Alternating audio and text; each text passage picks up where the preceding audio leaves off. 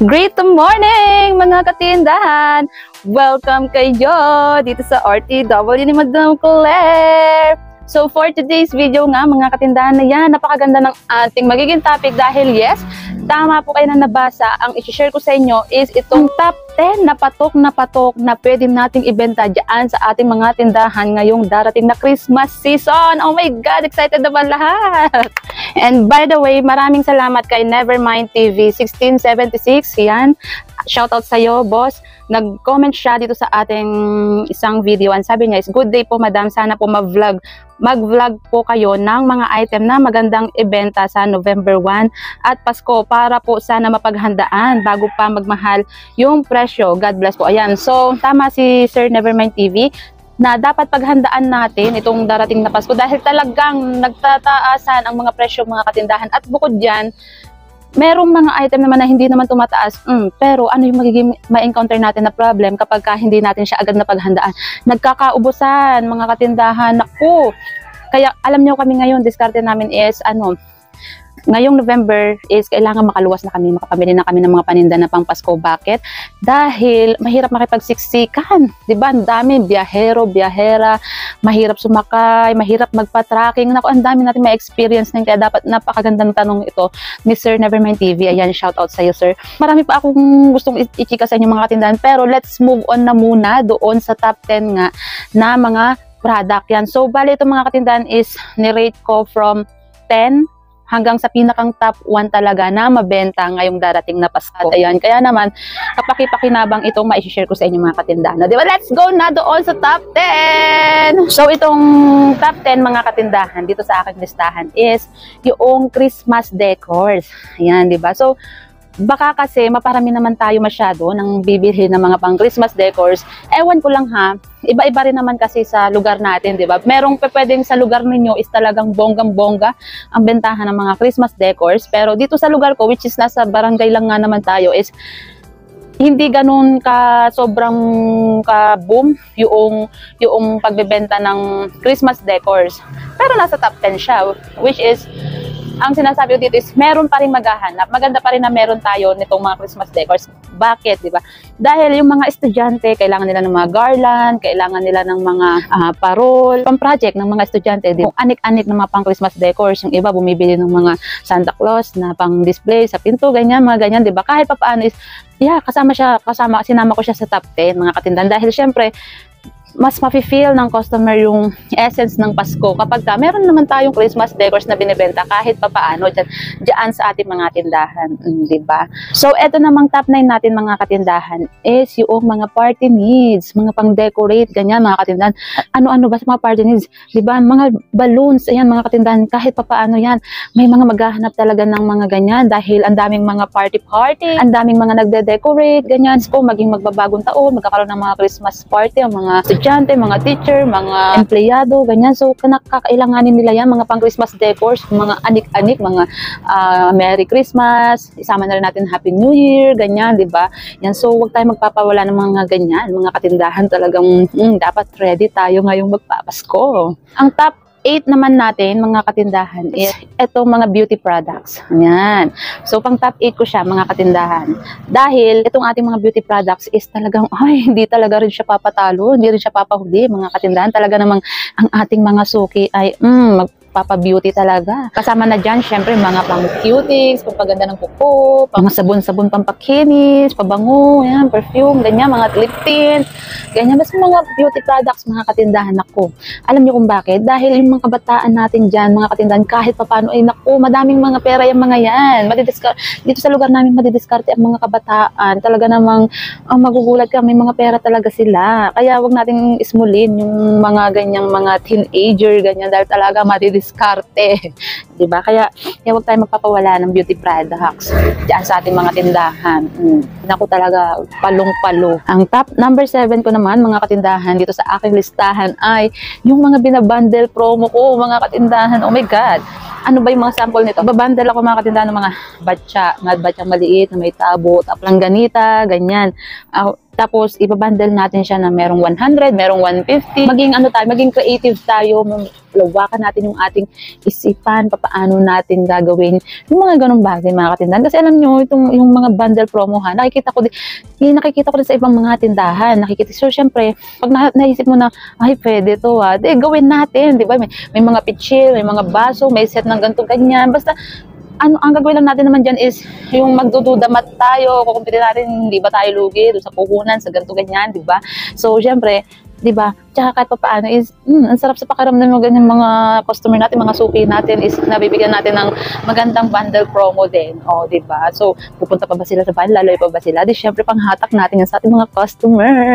So, top 6 naman mga katindahan dito sa ating listahan ay itong ating mga kitchenwares. Ayan, mga katindahan, di ba? Nandiyan na yung mga plasticware, glassware, and everything na pang gamit nga sa kusina. Ay, talaga naman mga katindahan, lahat ng mga, alam mo yun, lahat ng mga primary needs, lalong-lalo na nga dyan sa kusina, naku, ipoprovide natin yan. Gaya mga pangkayod sa nyug, o yung mga yung cheese grater, ganyan, yung mga pang ano ng cheese, ganyan, yan, madaming maghahanap, syempre maghahanda siya, mga bowl, malalaki, mga, ano bang tawag dito, Tupperware, na paglalagyan ng mga minatamis, ang sarap, nakakagutom, di ba, pangalakyanan ng mga spaghetti, ganyan, and everything, yan, tapos, ang iba pa dyan is, syempre, magpapasko, magbabagong taon. So, syempre, gusto nila bago. May bagong baso, may bagong tasa, may bagong termos, may bagong batya, tabo, timbap, langgana, lahat na gusto bago. Diba? Tsaka bukod dyan, yung ganyang mga kitchenwares natin is, napakalaking bagay niya na pangregalo sa mga customer. Diba? Yung mga friendship nila, ganyan, wala silang ibang maisip na regalo, tasa, baso, ganyan, ganyan. Mabenta, mga katindahan. Oh my God. So, ang top 5 ko naman, mga katindahan dito sa ating listahan ay mga sleepers.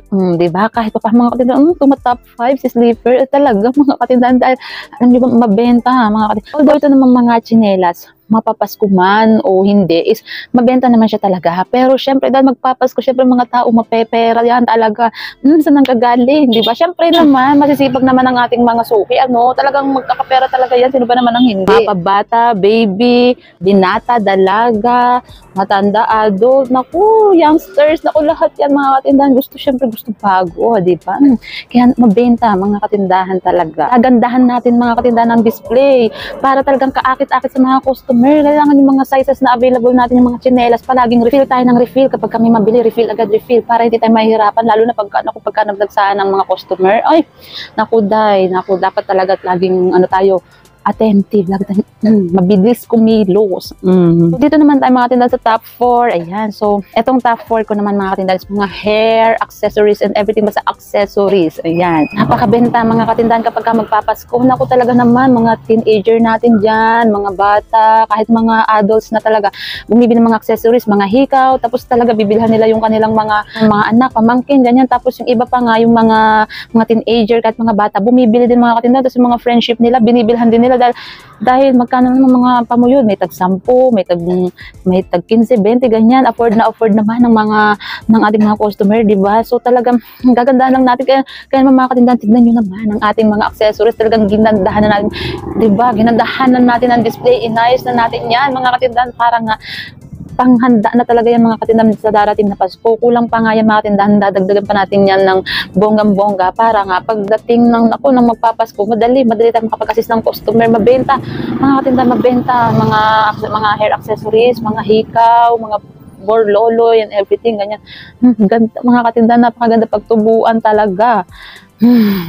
Hinihingal ako. Ang top 3 mga katindahan dito sa aking listahan ay naku, walang iba kundi mga gift items. O di ba? Para saan pa nga ba? Di ba? Syempre magpapasko. Syempre panahon yan ng pagbibigayan, mga pagregalo sa bawat isa, mga inaanak, mga kaibigan, mga magulang, ganyan. Hay naku. So ano ba itong mga gift items natin mga katindahan? May mabibili tayo niyan ng mga naka-bundle din, ng mga Christmas items, di ba? Makukulay, mabuburloloy ng mga gift items mga katindahan. Minsan nga dito mga katindahan, ako na mismo yung gumagawa ng mga bundle na pang regalo, kagaya halimbawa, yung mga tumbler, lalagyan ko ng magandang face towel, na alam mo yung presentable naman kahit papaano sa ating mga suki.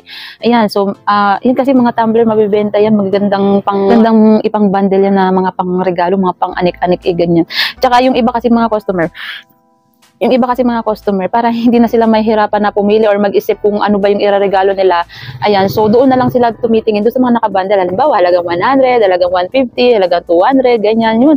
Kaya mga katindahan, effective, effective kaya. Ayan, minsan lalagyan natin mga teddy bear, ganyan, para merong bundle ng teddy bear, ganyan, ng mga be creative. Basta mga ganyang bundle promos, gift items, di ba? Ilalabas natin yung pagiging creative natin para yung ating, para kahit paano magugulat ang ating mga customer, iba talaga dito kay Madam Claire, iba talaga. Panalo, panlaban talaga, gano'n, di ba? Siyempre, ito ang ating tindahan na palaban. Di ba? So, dapat, diba, lahat tayo, kailangan palagi tayong palaban tayong mag-isip, palaban tayong, hindi naman natin kinakailangan makapagkompetensya sa iba, diba? Kasi, ang atin, dapat lagi tayong, yung sarili natin, kung paano tayo mag-i-improve, paano tayo magiging masaya sa ginagawa natin, nakaka-excite, diba? Hindi naman ito sa pamamagitan na tayo nakikipagkompetensya, diba? Sa ating mga competitor, hindi. Ginagawa natin ito para sa sarili natin, para sa mga customer natin, diba? Hindi tayo basta-basta nagtitinda lang. Nagtitinda tayo with a purpose. Ouch! Ang sarap naman pakinggan nun. Di ba? Ang sarap nun. Tindahan with a purpose. Tindera. Ang sarap nun. Ako na tayo sa ating top 2. Yan, nakaka-excite. Diba? Dahil top 2, top 1. Yan.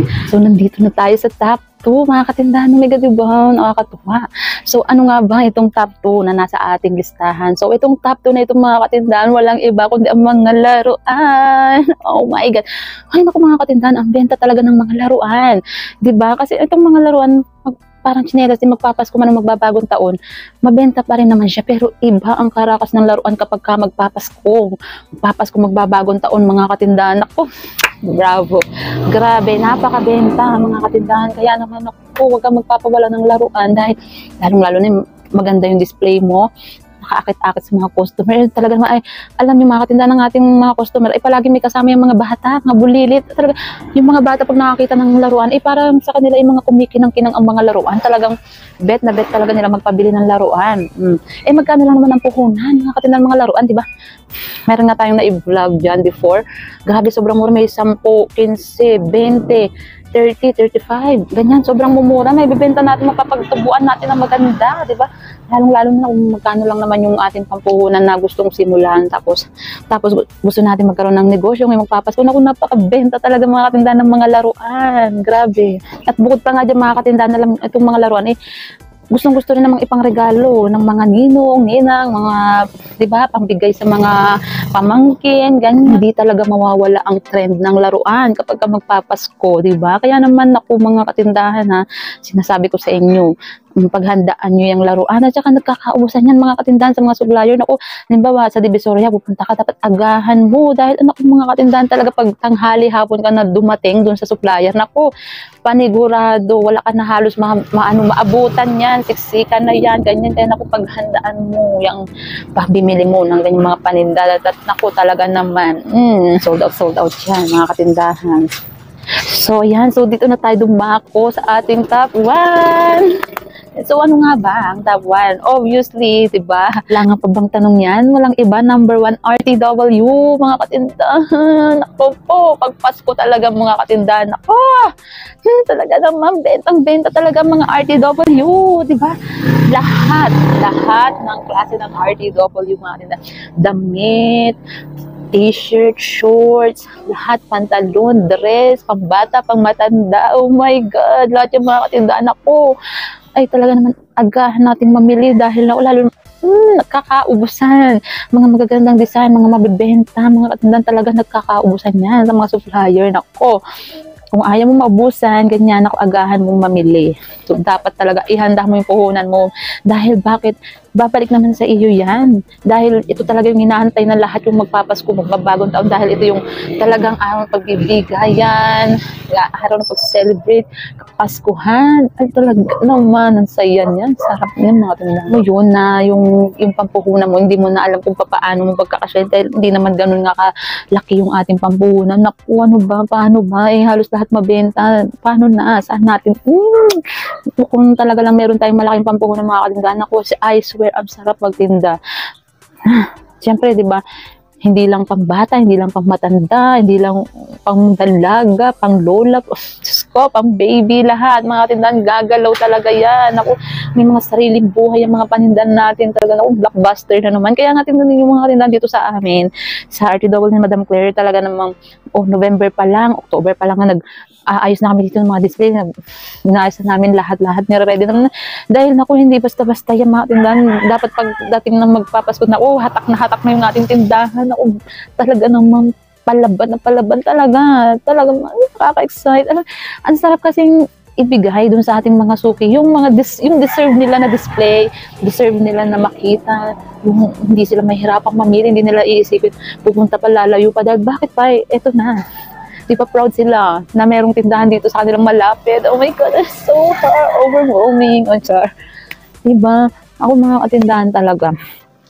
Number 1 talagang pinakapatok na patok dito sa ganitong larangan ng pagtitinda ay ang mga RTW items. Ano ba yung RTW? Yung mga ready to wear garments, di ba? Yan, mga dress pang bata. Naku, palong-palo yan. Mga oversized t-shirt, overruns. Naku, mga katindahan talaga naman. Mabenta talaga, mga katindahan. Kita ninyo naman, madami tayong vlogs dyan, mga nakaraang taon na magpapasko bagong taon. Talaga naman, sako-sako, box-box, yung mga ina-unbox natin, dinidisplay natin na item para lang ihabol magpapasko. Ganyan, ang sarap magtinda. So, ayan lang mga katindahan talaga, yung top 10 dyan sa ating listahan na talaga namang kapaki-pakinabang ngayong magpapasko. Talagang yan talaga yung ating paghahandaan mga katindahan. Diba? So mga katindahan, hanggang dito na lang muna itong aking video. Maraming salamat sa inyong palaging panonood and happy selling! Woo! Bye!